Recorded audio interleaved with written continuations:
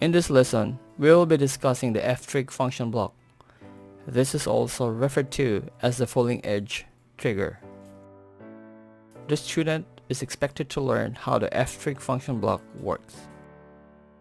The logic flow is from left to right, which will start with the input, the logic solve, and the output.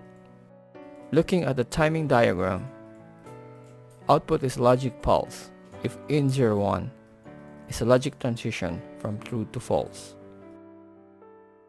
Now, we go live with our PLC and simulate the inputs, and we observe the output and confirm with the truth table. If we set in01 to a logic transition from true to false, the output is a logic pulse.